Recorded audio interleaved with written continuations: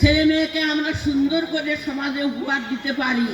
আমাদের সন্তানদের দেখে দেখে সমাজের 28টা সন্তান মানুষ হবে, তখন আমাদের ডিপিআর হবে। আচ্ছা, যদি ডিপিআরের কথা বলছেন, সমাজ তৈরি করার কথা বলছেন, কি দিয়ে সমাজ তৈরি করব? আজকে দেখেন বাজারে যাবেন, এক মুচিতে স্যান্ডেল ভালো করে দিচ্ছে, আর এক ভদ্রলোক দেয়া ব্রাহ্মণ দেয়া সেই স্যান্ডেল তার কাছ থেকে ঠিক করে নিচ্ছে।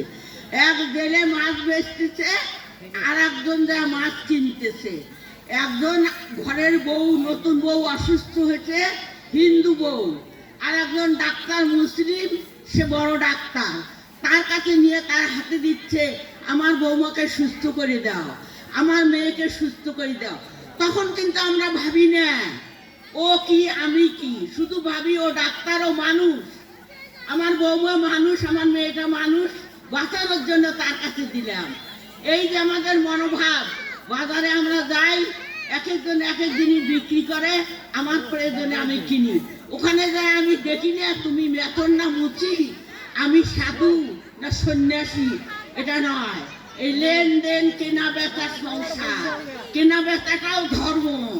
ঈশ্বরের সঙ্গে সম্পর্ক হলে, ঠাকুরের সাথে সম্পর্ক হলে দেখবেন ধর্মের কেনা বেচা শুরু হয়ে গেছে, আদর্শের কেনা বেচা শুরু হয়ে গেছে, সতের কেনা বেচা শুরু হয়ে গেছে।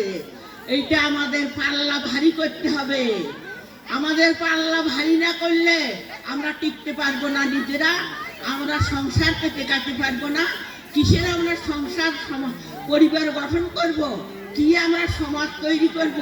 ঠাকুর আর একটা কথা বললেন মায়েদের উদ্দেশ্যে, তুমি তোমার পরিবারের জন্য দায়ী, তুমি তোমার সমাজের জন্য দায়ী, তুমি দশের জন্য দায়ী, তুমি দেশের জন্য দায়ী, তুমি এই জাতির জন্য দায়ী। শ্রী শ্রী ঠাকুর এই কথাটা বললেন।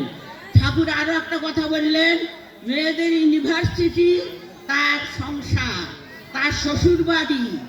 এই শ্বশুর বাড়ি ইউনিভার্সিটিতে থাকবে শ্বশুর, শাশুড়ি, ভাসুর, যা, দেবর, ননদ, তাদের লোক, গরু, বাছুর, শিলপাটা, দাতা, ঢেকি, এগুলো নিয়ে সংসার করতে বলছে ঠাকুর।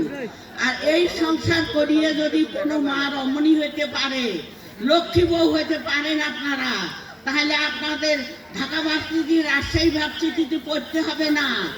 এই সংসার ভার্সিটি পাশ করিয়ে আপনারা ding ding ding ding ding ding করিয়ে ঠাকুরের কাছে যাবেন।